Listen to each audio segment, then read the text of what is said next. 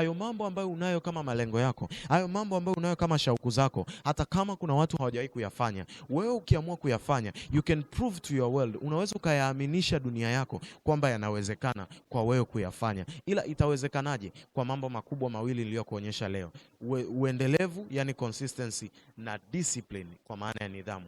Hizi ni nguvu kubwa, na kuambia ukweli itakuwa ni namna ngumu sana kwa mwanzo unapoanza, lakini haimaanishi kuwa ngumu usifanye. No, mambo mengine yanayotufanikisha kwenye maisha ni yale mambo ambayo tunayafanya ila hatuyapendi. Sio kila kitu kinachomfanikisha mtu ni kitu anachokipenda. No, kuna mambo unayafanya huyapendi kwa sasa, lakini ili uje ufanikiwe kwenye chochote inabidi uyafanye mpaka uyapende. Hamna mtu ambaye anapenda nidhamu. Kufanya kitu ambacho unafanya kuna wakati mwili wako upendi. Unaamka muda ambao upendi kuamka, wenzako wamelala, unatamani na wewe ungelala, lakini unaamka kwa sababu ni kitu, kuna kitu unatamani ukifanikishe.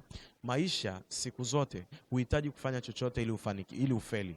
Maisha kwa asili yametengenezwa ili kutufelisha. So tunaweka juhudi ili kutengeneza mafanikio. Kwa mafanikio hayaji tu by automatic, hayaji tu kwa asili. No, mafanikio yanakuja kwa kufanya aina ya mambo. Na mtu atakayejua kanuni za mambo ni mtu atakayeweza kufanikisha mambo. So we need to know things. Tunatakiwa kuyajua mambo kwa kujua kanuni zake, nini tufanye na nini tusifanye. So I encourage you, na ninakuhimiza tutengeneze mfumo wa nidhamu, tutengeneze mfumo wa uendelevu, kwa sababu huu utaframe maisha yetu kwa namna tunayotaka kwenda, kwa mahali tunapotaka kufika, na tutakuwa bora sana kuliko tulivyo leo kwa kufanya aina fulani ya mambo. Kwenye sessions zilizopita niliwahi kukuambia ili uwe mtu fulani kuna mambo yatakuhitaji uyafanye na kuna mambo yatakuhitaji usiyafanye. So ili uwe bora kuna mambo unatakiwa uyafanye, na miongoni mwa hayo nimekuambia ni uendelevu kwa maana ya consistency na nidhamu kwa maana ya discipline.